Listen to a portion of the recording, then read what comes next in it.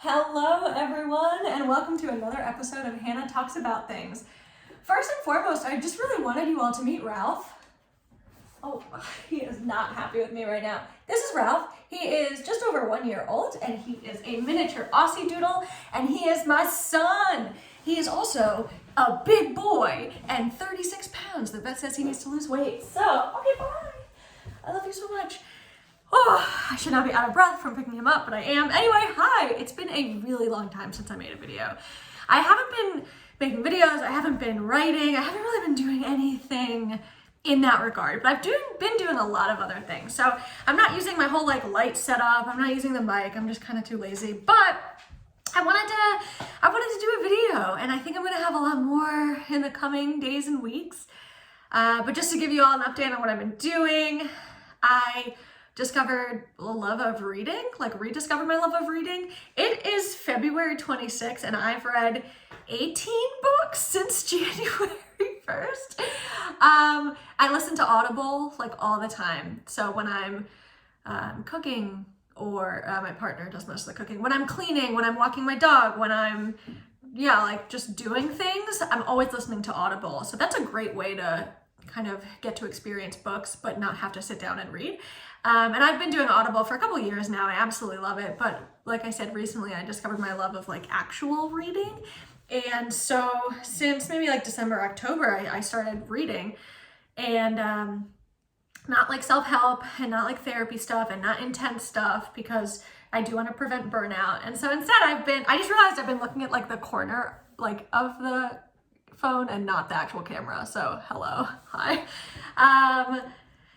Just fiction. I've read so many good books. I will put a list of recommendations for good books of all different kinds of genres, including those self-help ones like Brene and Glennon Doyle, and I love them both, but I've just been reading a ton of fiction. Anyway, that's what I've been doing in my free time.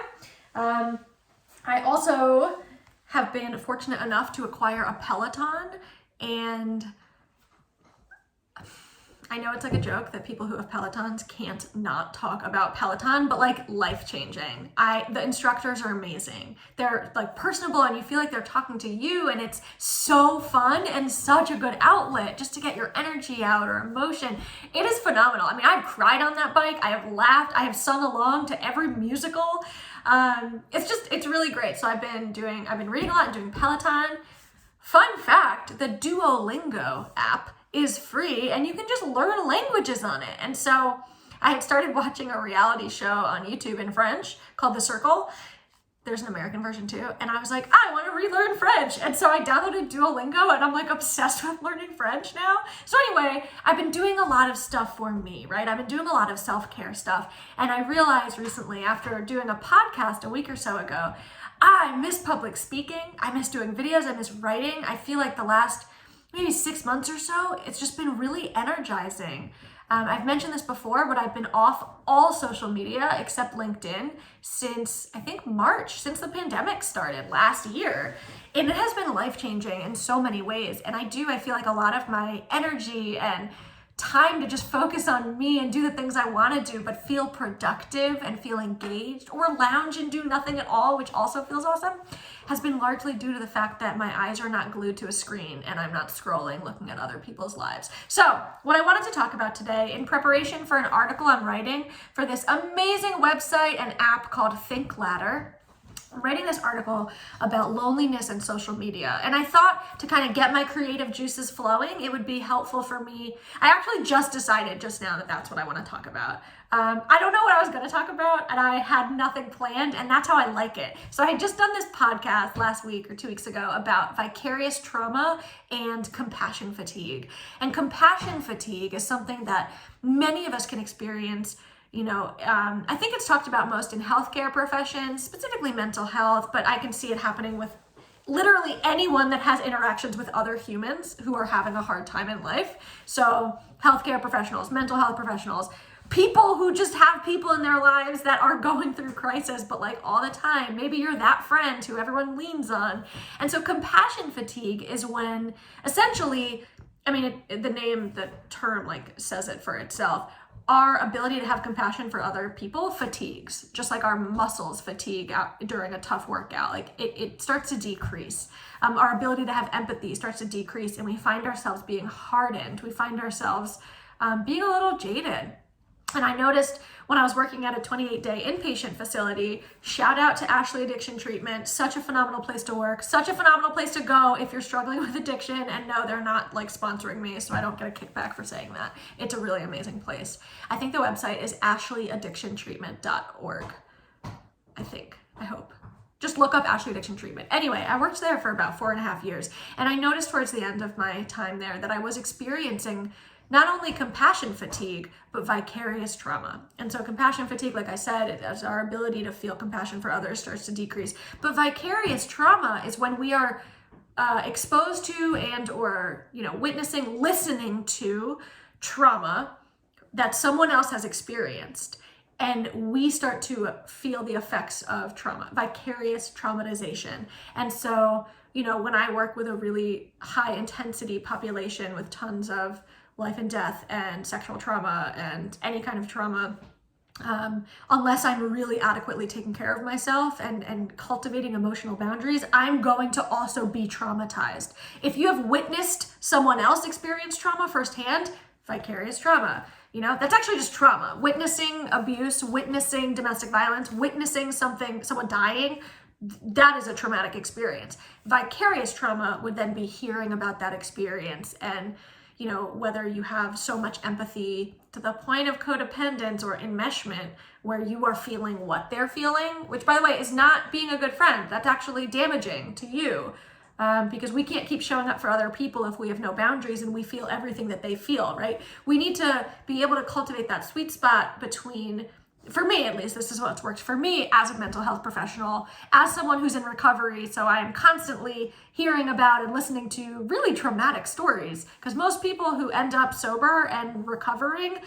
don't get there on a winning streak, right? Like things typically are pretty bad before people get sober.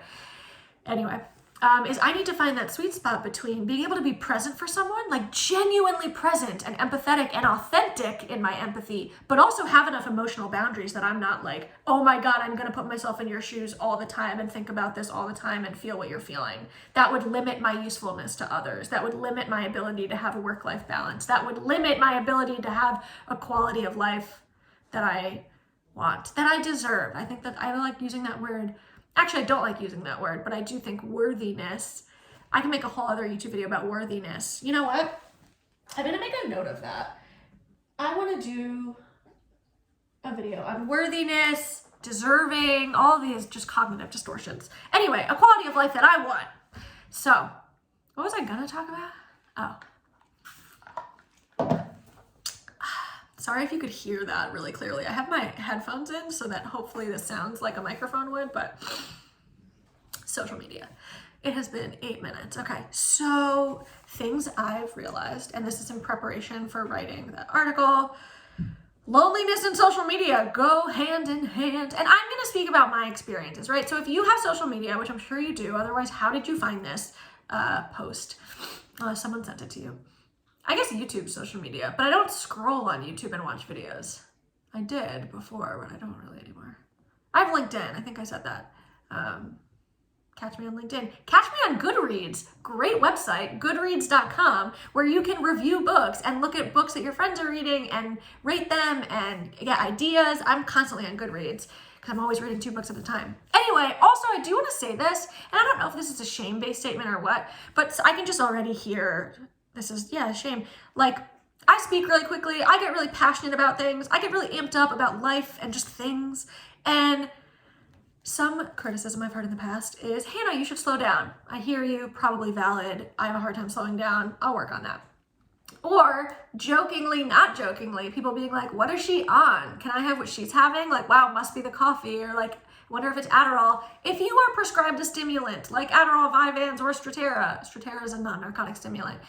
Okay, I don't have ADHD. I have never had ADD that I know of. And this is my baseline. And so a lot of times, I'm going to share this. People jokingly, not jokingly are like, wow, like that coffee must be really good. And it's like, this isn't chemical. this is who I am. This is how I am.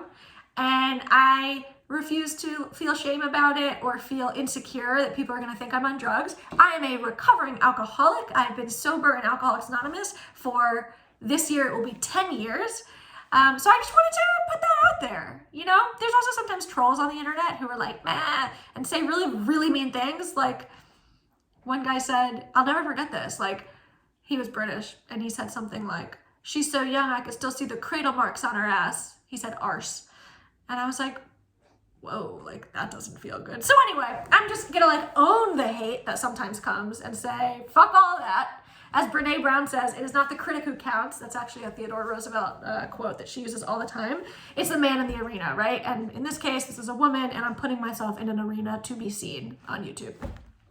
So, social media and loneliness. Everything that I talk about is my opinion, it's my experience, right? You may have social media and have a great, healthy relationship with it. You may not spend hours scrolling on social media like I did. You may not feel either jealous of someone or resentful of them in some way or critical of them like I would all the time. You may be able to scroll on Instagram and see someone and not think either, wow, I want what they have, or I bet it's all bullshit, which is the two kind of extremes that I would experience. And so you may have a healthy relationship with social media. I have found through countless times of like taking time away from it and then coming back and trying to moderate and use it mindfully, that like it just doesn't serve me. And people would say, you know, oh my God, like what are you even up to? You're off the grid. And that's what it did feel like at first. I genuinely had some weird, like not weird, existential, what are you doing, Ralph? Hey bud, what do you do? What do you do? Existential dynamics internally of like, does anything I do matter if people can't see it? Which is such an intense and important question because it illuminates this core complex I had of I need it to be seen in order for it to be true for me.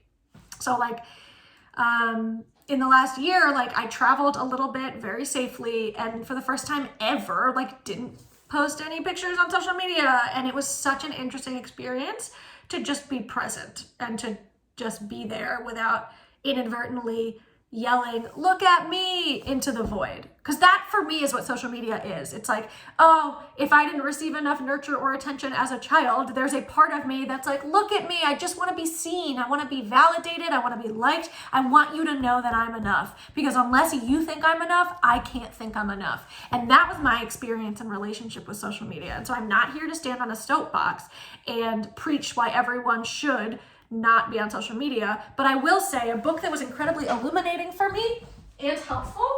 I read this about 1.5 years ago. I made a whole YouTube video about it. It's called How to Break Up with Your Phone by Catherine Price. And this book was really helpful in the first half of the book, laying out the facts of like what our very intense phone usage does to us neurologically, behaviorally, and mentally. And the second half of the book is kind of like a how-to guide. And the goal is not to never use a smartphone. I'm literally filming on my iPhone right now. I use Google often. My Google algorithm knows exactly what to put on that homepage. Yeah, my Google algorithm is really funny. You know, I use music apps. I use Audible. Like, I use apps. I use Duolingo for like hours every day to freaking learn French. And it's not about villainizing phones. It's not even about villainizing social media. It's about looking internally at the effect that it's having on us. So loneliness and social media, which is the article that I'm going to write probably later today for ThinkLadder. Again, thinkladder.com. They're not paying me to say this. I highly recommend going to their website and even downloading their app. It's wild because when I see an app that's $6.99, I'm like, oh my God, that's so expensive. I would never pay for that. But then like my Starbucks order is almost $6. And it's like pay $6.99 once for an app that's probably going to benefit me long term, or pay $6.99 or pay, $5 for a venti iced soy latte that I'm going to drink within an hour. It's just interesting how we do that. I don't know if you do that, but if I see an app that's 99 cents, I'm like, nope, free or bust. It's so interesting. Hey, buddy. So, I'm going to write a whole article about this, and I'll probably do another video about it. And this is already 14 and a half minutes, so it's going to take like 2 hours to upload to YouTube. But what I want to say is, if we can become aware of our feelings of loneliness, when we feel lonely, when we feel isolated, when we feel disconnected, and notice, do you feel connected when you're on social media? The answer might be absolutely, yes, that's how I feel connected. Like, okay, cool. That's not my experience. My experience with social media is that I compare my insides to everyone else's outsides. Like, wow, they have it all together, or wow, they have the perfect body. Wow, their relationship looks great. This is a really harsh judgment. Maybe I shouldn't say it. Yeah, okay. In my opinion, and this is based in my own experiences, so this may not be true for you, but the more someone needs to post about themselves or their relationship or their anything they're doing, on a certain level, maybe subconsciously, the deeper the insecurity is. Like, if I'm secure in my relationship, I don't need to share every part of it with all of you. And there have been absolutely times where I needed to share. I needed others to see. I was in a long distance relationship for 3 years and I loved that person so much. But the long distance piece had a big root of insecurity of like, is this going to work out? And so, I documented our entire relationship and I loved when people would comment #couple goals and stuff like that. And the issue, I could do an entire YouTube video about why #goals is so detrimental to our own self-worth. I'm going to write that down too. Because I always say I want to do things, and then I never do them. That's a blanket statement. Let me reframe. I always have like lots of ideas, but then I often don't follow through because I'm like, I'm going to just do this instead. Just like this video, which I didn't know what I was going to talk about, and then decided to talk about loneliness and social media like halfway through. So bring a level of mindfulness and awareness to your social media usage. Notice when you feel resentful. For me, the nail in the coffin was that when people would talk to me about being really insecure or really struggling with body image, and then I'd log onto Instagram and see those same people post like 10 pictures in a bikini, like a thirst trap. I don't know why. I do know why. It would make me really resentful. And I don't like being resentful. I don't like being frustrated and annoyed and cynical and judgmental. And maybe this is more a reflection of me than it is of social media, but social media, I am in a place, or have been, where social media brings out those parts of me.